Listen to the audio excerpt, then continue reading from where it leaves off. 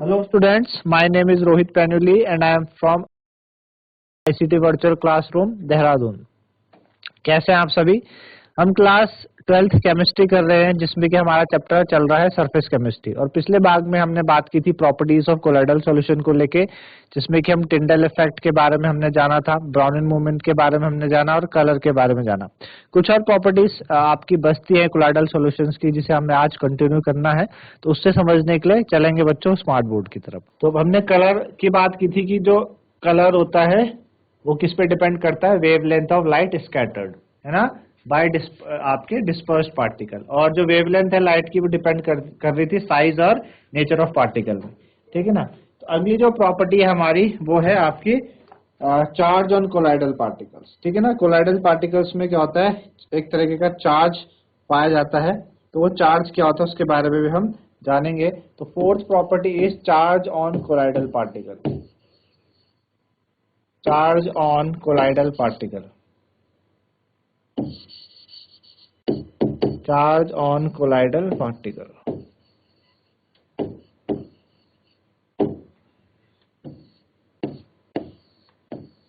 ठीक है। चलिए, तो कोलाइडल पार्टिकल में चार्ज पाया जाता है ना। चार्ज पॉजिटिव भी हो सकता है, नेगेटिव भी हो सकता है, तो चार्ज दोनों तरीके से हो सकता है कोलाइडल सॉल्यूशन में, ठीक है ना।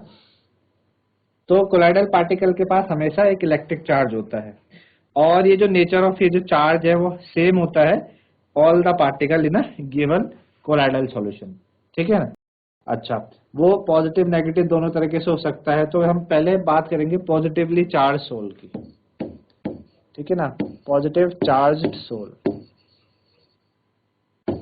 कि पॉजिटिव चार्ज सोल कौन कौन से होते हैं, ठीक है ना। जैसे कि आपके hydrated metallic oxide, hydrated metallic oxide,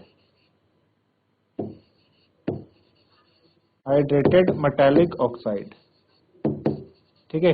hydrated metallic oxide क्या है, आपका पॉजिटिव चार्ज सोल में आता है, जैसे कि आपका हो गया Al2O3.XS2 हाइड्रेटेड में, जिसमें कि वाटर ऑफ क्रिस्टलाइजेशन मौजूद होते हैं। आपने 10th में पढ़ा है वाटर ऑफ क्रिस्टलाइजेशन के बारे में, है ना, जिसमें क्या है वाटर ऑफ क्रिस्टलाइजेशन, उसे हम हाइड्रेटेड कहते हैं।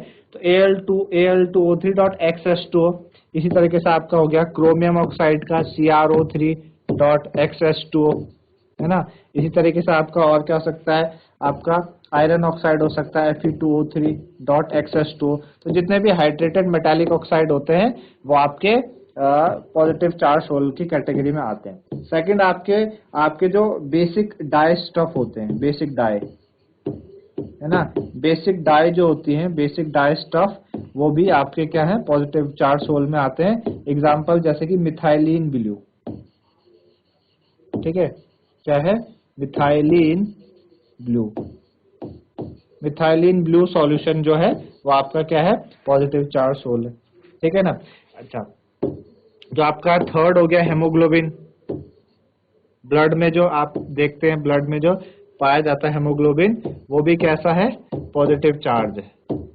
हेमोग्लोबिन आपको पता है ब्लड में होता है, पॉजिटिव चार्ज सोल में आता है ना। और आपके जो ऑक्साइड हो गए, ऑक्साइड, ऑक्साइड में कौन आ गया, जैसे कि आपके पास टाइटेनियम ऑक्साइड आ गया, टाइटेनियम ऑक्साइड हो गया, इसका जो सोल है वो कैसा था पॉजिटिवली चार्ज। तो ऐसे वाले सोल आपको कहीं देखने को मिलेंगे, पॉजिटिव चार्ज होंगे वो, है ना। मेटालिक ऑक्साइड कैसे वाले, हाइड्रेटेड वाले, बेसिक डाई स्टफ जैसे मिथाइलिन ब्लू और हीमोग्लोबिन ऑक्साइड, इस तरीके के पॉजिटिव चार्ज सोल की कैटेगरी में आते हैं। अब इसी तरीके से एक नेगेटिव चार्ज सोल भी होते हैं, negative charge sol, negative charged sol, है ना, नेगेटिव चार्ज सोल भी होते हैं। अब नेगेटिव चार्ज सोल में जैसे पहला कैटेगरी आएगा आपके मेटल्स, जितने भी आपके मेटल्स होंगे, मेटल्स के सोल वो आपके नेगेटिव चार्ज सोल में कहलाएंगे। जैसे कॉपर हो गया, है ना, सिल्वर है आपके पास, ठीक है, कॉमा आपके पास गोल्ड, Au का सोल, कॉपर का सोल है, सिल्वर का सोल है, गोल्ड का सोल है, ये कैसे हैं नेगेटिव चार्ज सोल में आते हैं, ठीक है ना। सेकंड, आपके जो मेटालिक सल्फाइड होते हैं, मेटालिक सल्फाइड, जो मेटालिक सल्फाइड होते हैं वो भी आपके पॉजिटिव चार्ज सोल की कैटेगरी में आते हैं, जैसे कि आपका आर्सेनिक सल्फाइड हो गया AS2S3, है ना, और आपका टिन का हो गया Sb2S3, है ना, कैडमियम सल्फाइड हो गया CdS, है ना। तो ये सारे के सारे कैसे हैं, नेगेटिव चार्ज सोल की कैटेगरी में आते हैं। थर्ड हो गया आपके पास acid dye stuff, acid dye stuff, acid dye stuff, है ना। जो एसिड डाई होती हैं वो भी इसी कैटेगरी में आते हैं, जैसे कि इओसिन हो गया आपके पास, इओसिन हो गया, ठीक है। कॉमा आपके पास कॉन्गो रेड है, आपने बहुत अक्सर सुना होगा कॉन्गो रेड के बारे में, तो ये भी क्या है, नेगेटिव चार्ज सोल की कैटेगरी में कॉन्गो रेड आता है, ठीक है ना। उसके बाद जो आपके जो स्टार्च आपने देखा, सोल हो गया स्टार्च का सोल, है ना, सोल ऑफ स्टार्च, ठीक है। कॉमा आप देखते हैं आपके पास जेलेटिन हो गया, क्ले हो गया, चारकोल, इनके सोल क्या होते हैं, नेगेटिव चार्ज की कैटेगरी में आते हैं, ठीक है, एक्सेट्रा। तो ये सारे आपने देखे पॉजिटिव चार्ज सोल और नेगेटिवली चार्ज सोल दोनों के बारे में आपने देखा। तो होता क्या है कि इक्वल और सिमिलर चार्ज होना किसी भी कोलॉइडल सॉल्यूशन में वो किस पे रिस्पॉन्सिबल करता है, किसके कारण होता है, कि उसको स्टेबिलिटी देता है किसी भी कोलॉइडल सॉल्यूशन को। अगर किसी कोलॉइडल सॉल्यूशन में इक्वल पॉजिटिव और नेगेटिव चार्ज है तो वो क्या देगा, कोलॉइडल सॉल्यूशन को स्टेबिलिटी देता है। क्यों? क्योंकि आपका जो रिपल्सिव फोर्स होता है चार्ज पार्टिकल्स के बीच में, है ना, चार्ज पार्टिकल के बीच में जो रिपल्सिव फोर्स होता है वो उनको एग्रीगेट होने से बचाता है, ठीक है ना, कोगुलेशन से बचाएगा, एग्रीगेट होने से बचाएगा। जब वो एक दूसरे के पास आएंगे, पास की तरफ आएंगे, तो जब अपोजिट चार्ज सोल होंगे तो वो बचाएंगे कि वो एग्रीगेट ना हो, कोगुलेट ना हो। तो कोलॉइडल सॉल्यूशन अगर कोगुलेट हो गया, जम जाएगा, तो कोलॉइडल सॉल्यूशन नहीं रहेगा। तो उसको बचाने के लिए आपका अगर इक्वल नंबर ऑफ पॉजिटिव और नेगेटिव सोल्स हो तो उसको स्टेबिलिटी देते हैं, ठीक है ना। अब जो चार्ज होता है सोल पार्टिकल में वो आपका एक या एक से ज्यादा रीजन के कारण होता है। पहला कि जो सोल पार्टिकल इलेक्ट्रॉन क्या करते हैं, कैप्चर करते हैं इलेक्ट्रॉन डिस्पर्जन के कारण, है ना। भाई मेटल का जब इलेक्ट्रॉन डिस्पर्जन होता है तो सोल पार्टिकल क्या करते हैं, इलेक्ट्रॉन को कैप्चर कर देते हैं, ठीक है ना। उससे एक तो उससे आपके पास सोल पार्टिकल में चार्ज आते हैं, ठीक है ना, चार्ज ऑन सोल पार्टिकल।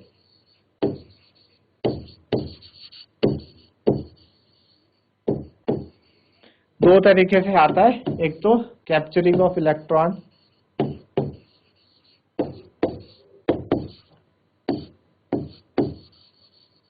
ठीक है, capture of electron. Capture of electron का कब होता है, इलेक्ट्रॉन का कैप्चर जब आपका इलेक्ट्रो डिस्पर्जन होता है मेटल का, during electro dispersion of metal, electro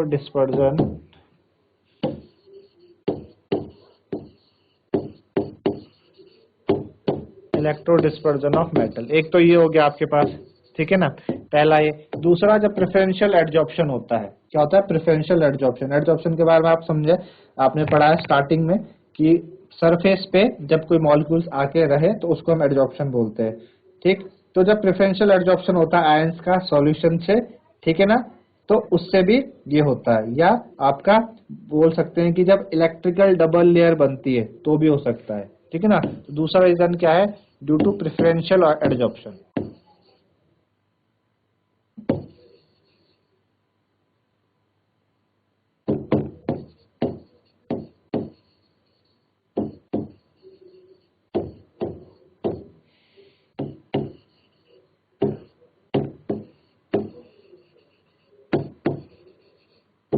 solution से जब प्रेफरेंशियल एडजॉर्प्शन होता है आयन का तो भी होता है ना। दो आपके पास रीजन है, पर जो मेन आपका है वो दूसरा वाला रीजन है, ठीक है ना। सेकंड रीजन आपका मेन रीजन ये है कि इससे ज्यादा होता है आपका सोल पार्टिकल में चार्ज, इससे ज्यादा क्रिएट होता है, ठीक है ना।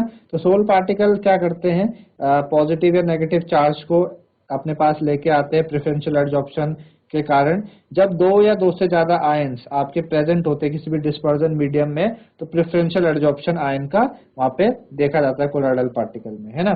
कैसे हो सकता है वो, सपोज हमारे पास क्या है, एग्जांपल के लिए ये हमने क्या किया, कि हमने पोटेशियम आयोडाइड, हमने सिल्वर नाइट्रेट को ऐड किया आपका पोटेशियम आयोडाइड सॉल्यूशन में, ठीक है ना। हमने क्या करा, हाईली डाइल्यूटेड सॉल्यूशन था जो सिल्वर नाइट्रेट का। सिल्वर नाइट्रेट आप समझते हैं AgNO3। AgNO3 का जो हाईली डाइल्यूटेड सॉल्यूशन था उसको हमने क्या करा, ऐड करा हाईली डाइल्यूटेड पोटेशियम आयोडाइड के साथ, KI के साथ, है ना। जब आप ऐसे करोगे तो क्या बनेगा, आपके पास AgI का प्रेसिपिटेट बन जाएगा, AgI, है ना, AgI बनेगा आपके पास, ठीक है ना। तो प्रेसिपिटेट बनता है सिल्वर आयोडाइड का। सिल्वर आयोडाइड का क्या बनता है, PPT बनता है, ठीक है ना। सिल्वर आयोडाइड का PPT बन गया। तो ये जो सिल्वर आयोडाइड का प्रेसिपिटेटेड सिल्वर आयोडाइड है, ये क्या करता है, आयोडाइड के आयंस को एड्सॉर्ब करता है। कहां से, सॉल्यूशन से, डिस्पर्जन मीडियम से क्या करता है, एड्सॉर्ब करेगा ये, ठीक है ना। तो होगा क्या कि इस तरीके से AgI ने, प्रेसिपिटेटेड AgI ने क्या किया, आपका iodide ion, I negative ions को एड्सॉर्ब कर लिया अपने सरफेस के ऊपर डिस्पर्जन मीडियम से, ठीक है ना। तो किस तरीके का आयन इसने लिया, नेगेटिवली चार्ज आयन इसने लिया है, नेगेटिवली चार्ज। तो इसलिए हम ये क्या कहलाएगा आपका, कि आपका क्या कहलाता है, नेगेटिवली चार्ज सोल कहलाता है, ठीक है ना। ये क्या है, ये नेगेटिवली चार्ज सोल है, नेगेटिव चार्ज सोल, ठीक है ना। जब इसने क्या किया, नेगेटिव आयन को अपनी तरफ एड्सॉर्ब करा तो नेगेटिवली चार्ज सोल कहलाया। अब क्या करा हमने, अब हमने दूसरे तरीके से क्या किया कि अब हमने क्या किया कि KI सॉल्यूशन को ऐड करा AgNO3 सॉल्यूशन में, ठीक है ना। पोटेशियम आयोडाइड को अब हमने AgNO3 में ऐड करा, ठीक है ना। तो वापस से क्या बनेगा, AgI का प्रेसिपिटेट बनेगा, ठीक है ना, AgI का PPT बनेगा।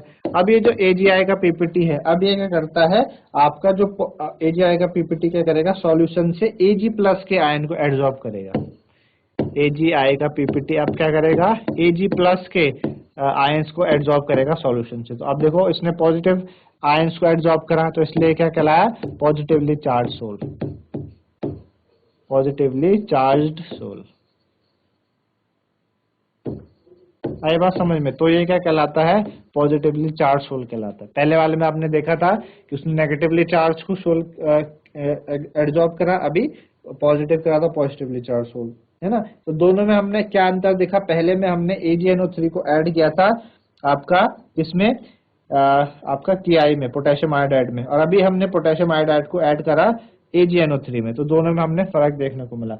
इसी तरीके से आप एक और कर सकते हो कि जैसे आप FeCl3 जो है उसको ऐड करो एक्सेस ऑफ हॉट वाटर में, है ना।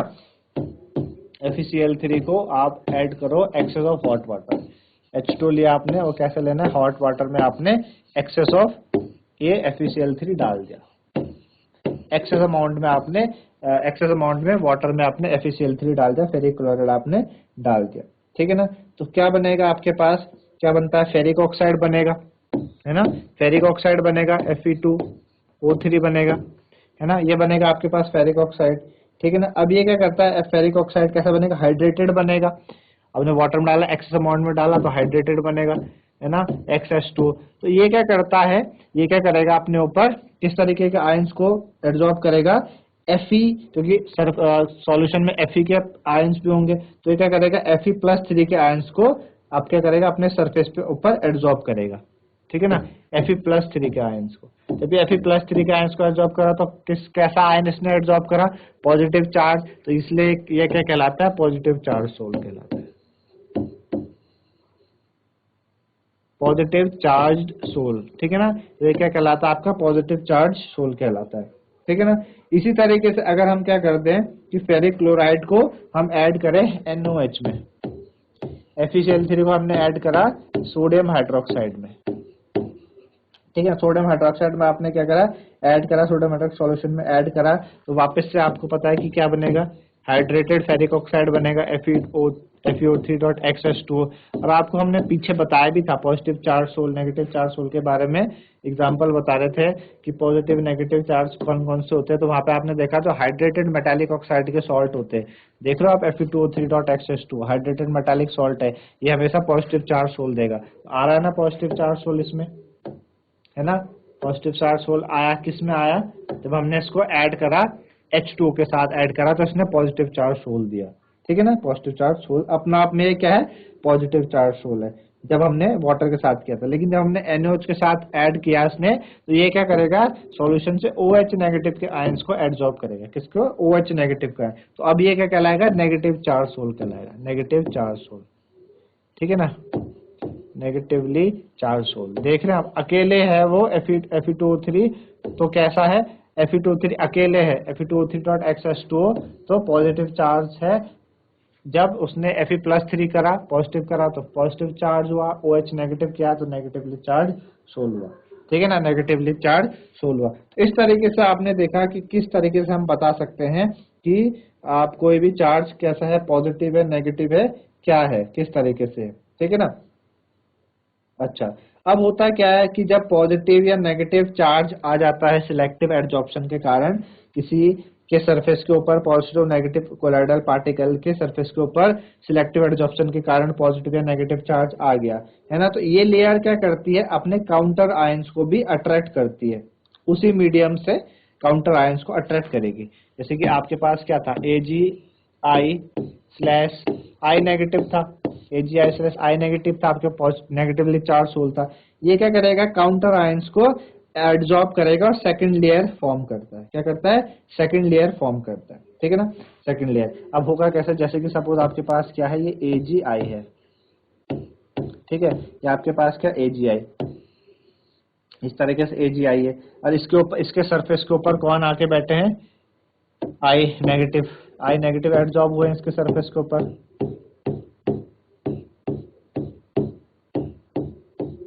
है ना, इसके सरफेस के ऊपर I नेगेटिव है, तभी तो नेगेटिवली चार्ज सोल कहला रहा है, I नेगेटिव। अब होगा क्या, इसके ऊपर I नेगेटिव तो है, अब ये क्या करेगा, अपने काउंटर आयन को एब्जॉर्ब करता है, काउंटर आयन। तो I नेगेटिव का काउंटर कौन होगा, K+, इसने K+ को भी एब्जॉर्ब करा और एक सेकंड लेयर बना देता है। ठीक है ना, किस तरीके से बनेगा ये, इस तरीके से K, इस तरीके से K+ की आपके पास क्या बन जाएगी, एक सेकंड लेयर बन जाएगी।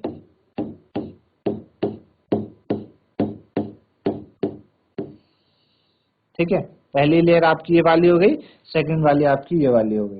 ठीक है ना, सेकंड लेयर होगी।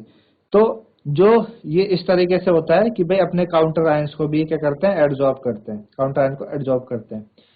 तो होता क्या है कि जब आपके पास दो लेयर अपोजिट चार्ज की, दो लेयर के अपोजिट चार्ज का जो कॉम्बिनेशन होता है कोलाइडल पार्टिकल्स के अराउंड, उसको हम बोलते हैं Helmholtz electrical double layer.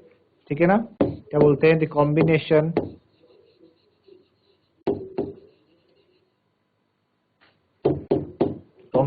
of two layers of oppositively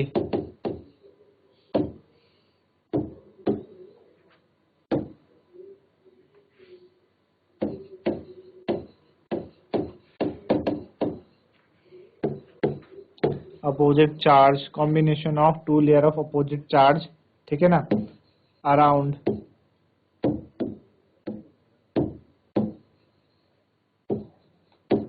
colloidal particle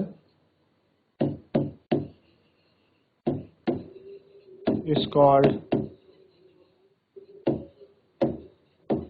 Helmholtz double layer। ठीक है, combination of two layer of opposite charge around colloidal particle is called Helmholtz double layer। उसको हम क्या कहते हैं, Helmholtz double layer उसको हम कहते हैं। तो होता क्या है कि जो फर्स्ट लेयर होती है आयन की, वो फर्मली हेल्ड होती है। फर्स्ट लेयर क्या है, फर्मली हेल्ड है, और उसको हम बोलते हैं फिक्स्ड लेयर। क्या बोलते हैं, फिक्स्ड लेयर। फर्स्ट लेयर को हम फिक्स्ड लेयर बोलते हैं। जो सेकंड लेयर है वो मोबाइल लेयर है। मोबाइल आप समझते हैं, इधर उधर जा सकती है, हल्की सी इधर उधर, है ना, मोबाइल जैसे मोबाइल इलेक्ट्रॉन्स होते हैं, तो सेकंड लेयर मोबाइल लेयर है। ठीक है ना, तो उसको हम कहते हैं डिफ्यूज लेयर। उसको क्या कहते हैं, डिफ्यूज लेयर कहते हैं। ठीक है ना, तो होता क्या है, आपके पास डबल लेयर बन गई। ठीक है ना, तो चार्जेस का सेपरेशन हो गया, है ना, सेपरेशन ऑफ चार्ज है। उसने क्या करा, एक पोटेंशियल क्रिएट किया वहां पर। क्या करता है, पोटेंशियल क्रिएट करता है। ठीक है ना, तो जो चार्ज होते हैं अपोजिट साइन के फिक्स्ड लेयर में और diffuse layer of double layer, है ना, उनके बीच उनके कारण क्या हो जाता है, एक पोटेंशियल डिफरेंस क्रिएट होने लगता उसके ऊपर, तो ये जो पोटेंशियल डिफरेंस होता है फिक्स लेयर और डबल डिफ्यूज लेयर के बीच का, उसी को हम क्या कहते हैं, इलेक्ट्रोकाइनेटिक पोटेंशियल या जीटा पोटेंशियल। ठीक है ना, इलेक्ट्रोकाइनेटिक पोटेंशियल या जीटा पोटेंशियल हम उसको ही कहते हैं कि भाई कोई पूछे कि इलेक्ट्रोकाइनेटिक पोटेंशियल या जीटा पोटेंशियल है क्या, तो वो जो दो लेयर थी ना,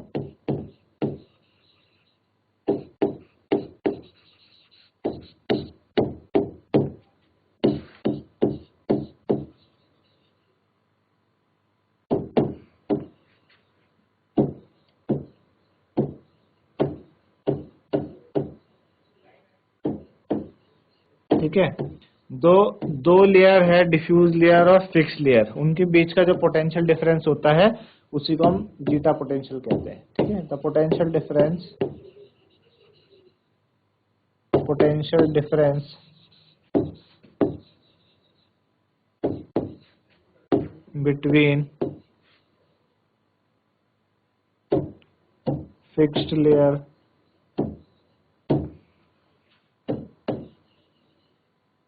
और diffuse layer of opposite charge। ठीक है, the potential difference between fixed layer और diffuse layer of opposite charge is called zeta potential या electrokinetic potential। zeta potential के नाम से ज्यादा फेमस है। ठीक, तो इसको हम ये कहते हैं। ठीक है, आपने देखी दो लेयर है, डिफ्यूज लेयर और आपकी फिक्स लेयर के बीच का जो पोटेंशियल डिफरेंस क्रिएट हुआ उसको हमने क्या कहा, जीटा पोटेंशियल के नाम से कहा। तो ये था आपके पास चार्ज ऑन कोलाइडल पार्टिकल के ऊपर की कहानी की, कोलाइडल पार्टिकल के ऊपर चार्ज होता है। ठीक है ना, चार्ज होता है और चार्ज दो तरीके से होता है, positive charge sol, negative charge sol के बारे में आपको बताया कि हाइड्रेटेड मेटालिक ऑक्साइड के पास पॉजिटिव चार्ज होता है, बेसिक जो डाई स्टफ होते हैं उनके पास पॉजिटिव चार्ज होता है, हेमोग्लोबिन है, ऑक्साइड है, इनके पास होता है। इस तरीके से नेगेटिव चार्ज होल के बारे में आपने देखा कि जो मेटल्स हो गए आपके, सिल्वर के, गोल्ड के, है ना, और कॉपर के सोल हो गए, मेटालिक सल्फाइड्स जो होते हैं, साथ ही साथ जो एसिड डाई स्टफ होते हैं, जो स्टार्च, जेलेटिन, क्ले, चारकोल के जो सोल होते हैं उनके ऊपर भी।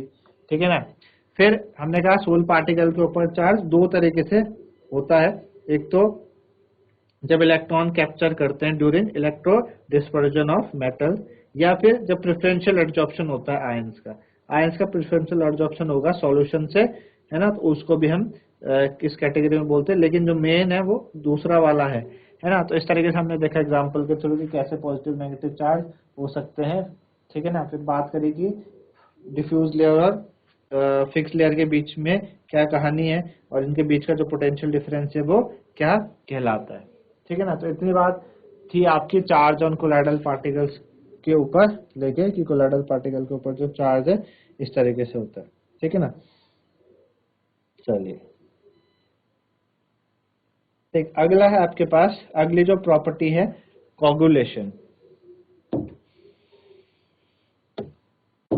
कोगुलेशन, ठीक है, कोगुलेशन या प्रेसिपिटेशन।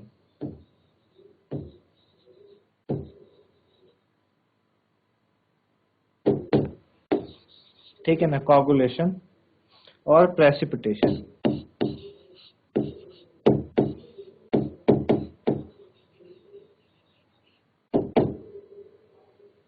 अब कोगुलेशन और प्रेसिपिटेशन होता क्या है कि आपके पास कोई कोलाइडल सॉल्यूशन है, ठीक है ना, कोई कोलाइडल सॉल्यूशन है, उसको कोगुलेट करना, उसको आप कोगुलेट भी कर सकते हो।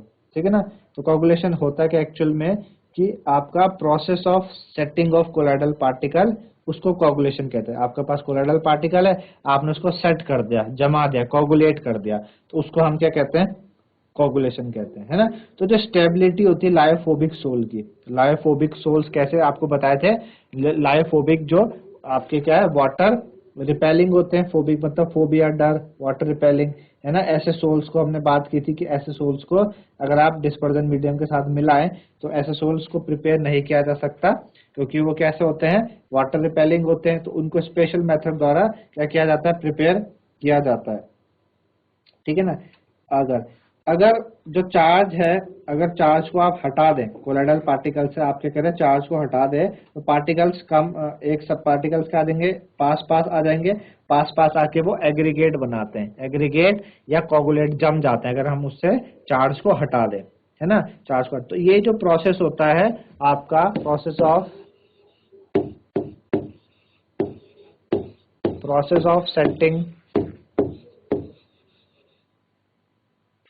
सेटिंग ऑफ कोलाइडल पार्टिकल,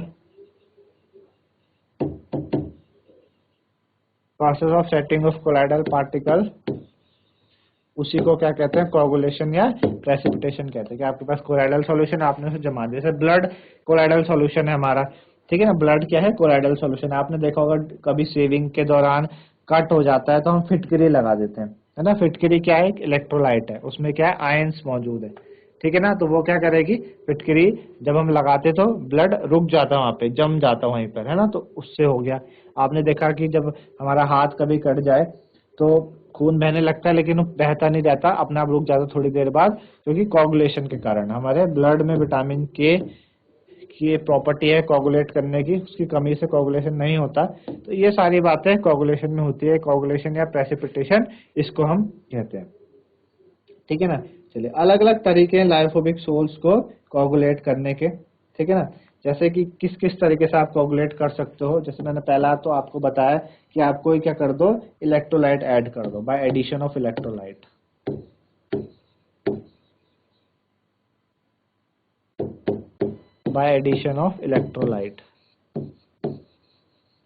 आपको इलेक्ट्रोलाइट उसमें डालोगे तो क्या हो जाता है, ऐड हो जम जाता है, ठीक है ना, इलेक्ट्रोलाइट। तो इलेक्ट्रोलाइट डालने से होता क्या है कि जब आपने क्या करा, एक्सेस में इलेक्ट्रोलाइट डाला तो कोलाइडल पार्टिकल प्रेसिपिटेट हो जाते हैं। रीजन क्या है कि कोलाइडल पार्टिकल्स है वो इंटरैक्ट करते हैं आयंस के साथ, जो क्या करते हैं, अपोजिट चार्ज कैरी करते हैं, उन आयंस के साथ क्या करेंगे, इंटरैक्ट करेंगे, ठीक है ना, उनके साथ इंटरैक्ट करते हैं, और फिर उससे क्या होने लगता है, वो न्यूट्रलाइजेशन क्रिएट करने लगेंगे, जिससे कि कोगुलेट हो जाएगा। तो जो आयन रिस्पॉन्सिबल होता है न्यूट्रलाइजेशन ऑफ चार्जेस के लिए, उसे हम कोगुलेटिंग आयन बोलते हैं। क्या बोलते हैं, कोगुलेटिंग आयन। आई बात समझ में। आपने क्या करा, एक्सेस में आपने क्या करा, एक्सेस में आपने कोई इलेक्ट्रोलाइट डाला तो कोलाइडल पार्टिकल जम गए। क्यों जमे, कोलाइड्स क्या करेंगे, इंटरेक्ट करेंगे आयंस के साथ, carrying charge opposite to that present on themself, ठीक है। सपोज उनके पास पॉजिटिव चार्ज है तो वो नेगेटिव वाले से क्या करते हैं, नेगेटिव वाले से क्या करेंगे, आपका वो करेंगे, जो अपोजिट चार्ज होगा उनका, उससे क्या होगा, न्यूट्रलाइजेशन होगा, जिससे न्यूट्रलाइजेशन से क्या होने लगेगा, कोगुलेशन होने लगेगा। तो जो आयन रिस्पॉन्सिबल होता है न्यूट्रलाइजेशन के लिए, उसे हम कोगुलेटिंग आयन बोलते हैं, ठीक है ना।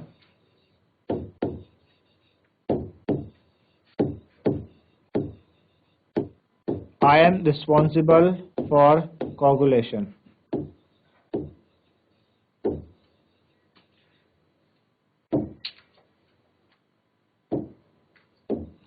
Ion responsible for coagulation is called coagulating ion. उसको हम क्या कहते हैं, उसको coagulating ion बोलते हैं, ठीक है।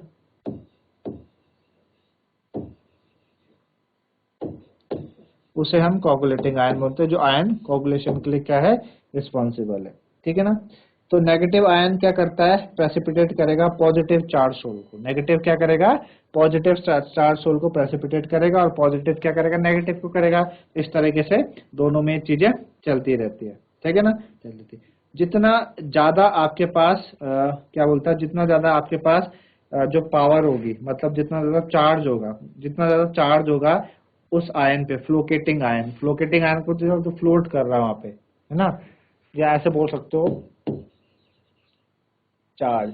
जितना ज्यादा चार्ज होगा आपके पास आयन पे, है ना, जितना ज्यादा चार्ज आयन पे मौजूद होगा फ्लोकेटिंग आयन पे, उतना ज्यादा वो क्या करेगा, प्रेसिपिटेशन करेगा, उतना ज्यादा वो क्या कर पाएगा, प्रेसिपिटेट कर पाएगा, है ना। Greater the charge on flocculating ion मतलब जो किसी कोलाइडल सॉल्यूशन को क्या करने जा रहा है, कोगुलेट करने जा रहा है। तो उस चार्ज पे, उस आयन पे जितना ज्यादा चार्ज होगा उतना जल्दी वो प्रेसिपिटेट बनाएगा, उसको कोगुलेट कर देगा वो, ठीक है ना। इसी को हम हार्डी-शेड्यूल रूल भी बोलते हैं। Hardy Schulze rule. ठीक है, Hardy Schulze rule. Hardy Schulze rule होता क्या है, क्या बोलता है, greater the valence of the flocculating ion. Valence मतलब उस पर चार्ज कितना है।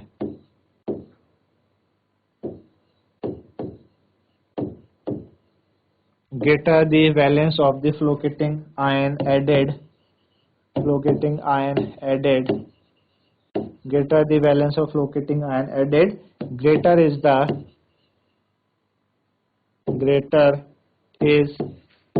its power, ठीक है, to cause precipitation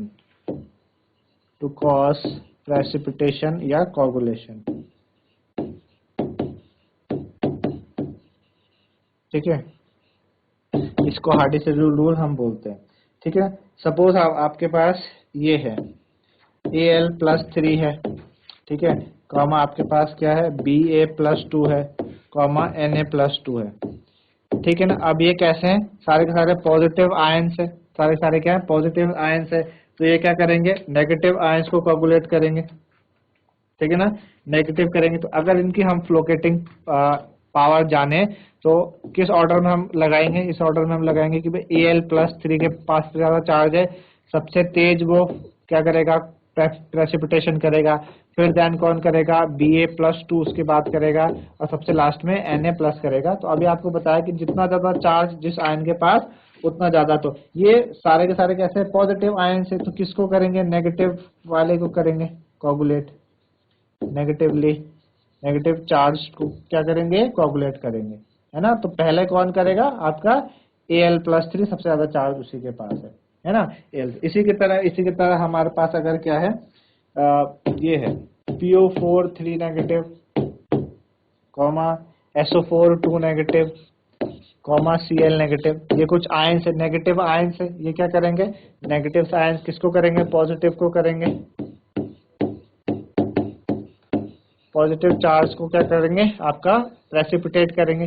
तो किस ऑर्डर में करेंगे, सबसे ज्यादा कौन करेगा, PO4 3 नेगेटिव करेगा, उसके बाद SO4 2 नेगेटिव करेगा, और उसके बाद Cl नेगेटिव करेगा। क्योंकि जितना ज्यादा चार्ज फ्लोकेटिंग आयन में उतना ज्यादा प्रेसिपिटेशन वहां पे होता है। तो इसी को हम क्या कहते हैं, आपका हार्डी शेड्यूल रूल यही कहलाता है आपके तरह, है ना। इसी तरीके से और क्या कर सकते हैं आप, बॉयल करके कर सकते हैं। पहला तो आपने कोई इलेक्ट्रोलाइट डाल के देखा, है ना। बॉइलिंग के द्वारा भी आप कर सकते हैं, बाय बॉयल के द्वारा भी आप क्या कर सकते हैं, कोगुलेशन को करवा सकते हैं। अब बॉइलिंग के द्वारा आप कोगुलेशन को कैसे कराएंगे, कि जब आप किसी भी सोल को बॉयल करते हो, है ना, कोई भी सोल है उसे आप बॉयल कर रहे हो, तो एडजॉर्ब्ड लेयर जो है वो डिस्टर्ब हो जाती है। क्यों होती है डिस्टर्ब, क्योंकि कोलेजन होने लगेगा मॉलिक्यूल के बीच में, है ना। डिस्पर्जन मीडियम के जो मॉलिक्यूल्स है उनके बीच में कोलेजन होगा, जिस वजह से जो चार्ज है पार्टिकल्स के ऊपर वो हटेगा। ठीक है ना, चार्ज पार्टिकल्स के ऊपर से हट जाएगा और अल्टीमेटली वो एक प्रेसिपिटेट बना देंगे। आई बात समझ में। तो बॉइलिंग के द्वारा भी आप क्या कर सकते हो, किसी भी सोल को कोगुलेट कर सकते हो। और क्या तरीके हैं आपके, ठीक है, और क्या तरीके हैं कि आप दो अपोजिट चार्ज सोल को मिला दो, अपोजिट चार्ज सोल को आपने मिला दिया, तो उससे क्या होने लगेगा, न्यूट्रलाइजेशन क्रिएट हो जाएगा, जिस वजह से वो कोगुलेट हो जाएंगे, है ना। तो दो अपोजिट को आप मिक्स कर दो,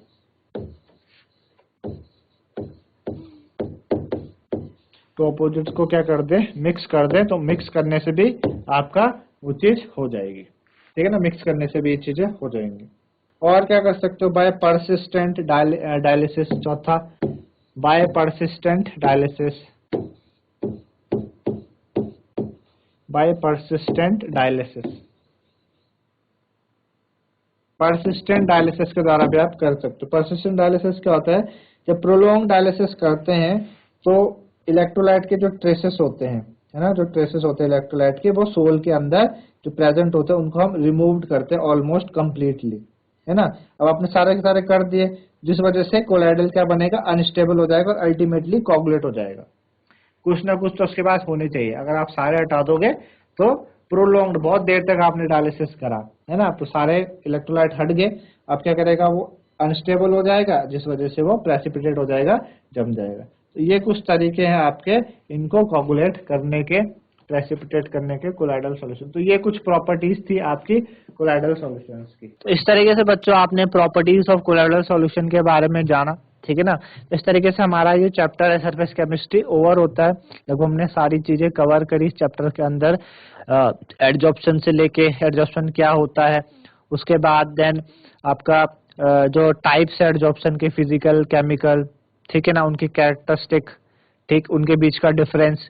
फिर कोलाइडल सॉल्यूशन के बारे में हमने जाना, कोलाइडल सॉल्यूशन होते क्या है ना, रेंज क्या है कोलाइडल सॉल्यूशन का, किस कैटेगरी में वो क्या है आपके डिवाइडेड है। एक तो जैसे कि हमने बात करा डिस्पर्स्ड फेज और डिस्पर्जन मीडियम की फिजिकल स्टेट के अकॉर्डिंग हमने उनको देखा। दूसरा, फिजिकल जो आपका डिस्पर्स्ड फेज और डिस्पर्जन मीडियम के बीच का जो इंटरैक्शन होता है उसमें वो किस तरीके से होते हैं, जैसे कि लायोफोबिक और लायोफिलिक के बारे में हमने उसमें पढ़ा। फिर हमने बात करी आपका जो डिस्पर्स्ड फेज है उसका नेचर के बारे में, जिसमें आपने मल्टी मॉलिक्यूलर के बारे में, मैक्रोमॉलिक्यूलर के बारे में, एसोसिएटेड कोलाइड्स जिसे हम मिसल्स भी कहते हैं, ये बातें हमने करी। देन हमने प्रिपरेशन ऑफ कोलाइडल सॉल्यूशन को आप बना कैसे सकते हो, केमिकल मेथड द्वारा आप बना सकते हो, है ना, ब्रेडिक्स आर्क मेथड द्वारा, आपका पेप्टाइजेशन के द्वारा आप बना सकते हो, ये कुछ बातें। फिर हमने करी कि प्यूरिफिकेशन, कैसे कोलाइडल सॉल्यूशन आप कैसे प्यूरिफाई करते हैं, जैसे कि आपने डायलिसिस पढ़ा, इलेक्ट्रोडायलिसिस, अल्ट्रा फिल्ट्रेशन, ये कुछ बातें हमने करी।